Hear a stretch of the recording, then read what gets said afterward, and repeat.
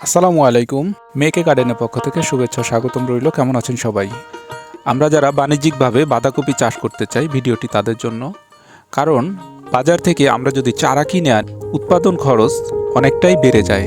তাই আমরা যদি নিজেরাই বাঁধাকপির বীজ থেকে চারা তৈরি করতে পারি, তাহলে আমাদের উৎপাদন খরচ অনেক অংশেই কমে যায়। বাজার থেকে আমরা যে চারাগুলো কিনে আনি, এই চারার মান এবং জাত নিয়ে আসলে একটু সংশয় থাকে। তাই আমরা যদি বাজার থেকে ভালো মানের বীজ কিনে নিজেরাই চারা তৈরি করি, সেক্ষেত্রে হবে কি, প্রতারিত হওয়ার সম্ভাবনা খুবই কম থাকবে। তাই আজকে আমি এই পুরো ভিডিওর মাধ্যমে দেখাবো কিভাবে আমরা বাঁধাকপির বীজ থেকে চারা তৈরি করতে পারি।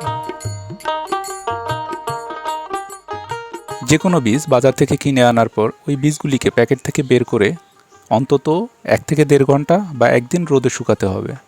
রোদে শুকানো বীজগুলিকে ঠান্ডা স্থানে রেখে দিয়ে বীজগুলিকে ঠান্ডা করে পানিতে 8 থেকে 10 ঘন্টা ভিজিয়ে রাখতে হয়। তবে বাঁধাকপির বীজকে 8 থেকে 10 ঘন্টা ভিজিয়ে রাখতে হবে না। অল্প কিছু সময় ভিজিয়ে রেখে তার সাথে কিছু ফাঙ্গিসাইড বা ছত্রাকনাশক, যেটাই আমরা বলি না কেন, ম্যানকোজেব গ্রুপের হলে ভালো হয়, বীজগুলিকে যে কোনো ছত্রাকনাশক দিয়ে শোধনপূর্বক তারপরে মাটিতে রোপণ করতে হবে। মাটিতে রোপণ করার জন্য জমির মাটিকে অবশ্যই 3 থেকে 4টি চাষ দিয়ে মাটিগুলোকে ঝুরঝুরো করে নিতে হবে এবং মাটিগুলোতে শুকোতে হবে।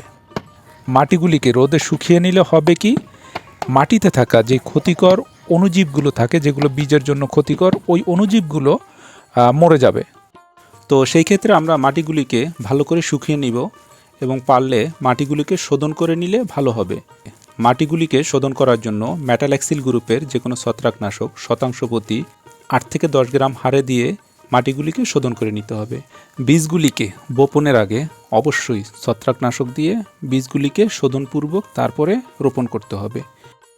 পিঁপড়া এবং অন্যান্য পোকামাকড়ের হাত থেকে বীজগুলিকে সুরক্ষিত রাখার জন্য ক্লোরোপাইরিফাস গ্রুপের যে কোনো একটি কীটনাশক দিয়ে বীজগুলিকে মেখে তারপরে যদি আমরা বীজতলাতে দেই, তাহলে বীজগুলিকে পিঁপড়া এবং অন্যান্য পোকামাকড় বীজগুলিকে নিতে পারবে না বা নষ্ট করতে পারবে না। বীজগুলিকে শোধন করার জন্য ম্যানকোজেব অথবা কার্বনডাজিম গ্রুপের যে কোনো ছত্রাকনাশক দিয়ে বীজগুলিকে শোধনপূর্বক রোপণ করলে ভালো হয়। তো আমি ম্যানকোজেব গ্রুপের ছত্রাকনাশক দিয়ে বীজগুলিকে ভালো করে মেখে নিয়েছি। এখন আনুপাতিক হার ঠিক রাখার জন্য একটা নির্দিষ্ট মাপে 2 থেকে 3 ইঞ্চি বা 4 ইঞ্চি দূরত্বে আমি বীজগুলিকে রোপণ করার জন্য কাঠি অথবা যে কোনো কিছুর মাধ্যমে 2 সেন্টিমিটার গভীরতায় আমি গর্ত করে নিয়েছি। এই গর্তের মধ্যে আমি বীজগুলিকে দিয়ে দিয়েছি। বীজগুলিকে দেওয়া হয়ে গেলে উপরে যেই মাটিগুলো, এই মাটিগুলো দিয়ে দিব।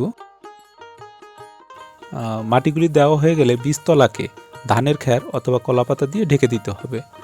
আর বীজের মান যদি ঠিক থাকে, 3 থেকে 4 দিনের মধ্যে এই বীজ থেকে চারা অঙ্কুরিত হতে শুরু করবে। চারার বয়স যখন 20 থেকে 25 দিন এবং 4 থেকে 5 পাতা হবে, তখন বীজতলা থেকে মূল জমিতে রোপণ করতে হবে। যাই হোক, আজ এই পর্যন্তই। ভালো থাকবেন। আবারও দেখা হবে কৃষিভিত্তিক কোনো পরামর্শমূলক ভিডিও নিয়ে। খোদা হাফেজ।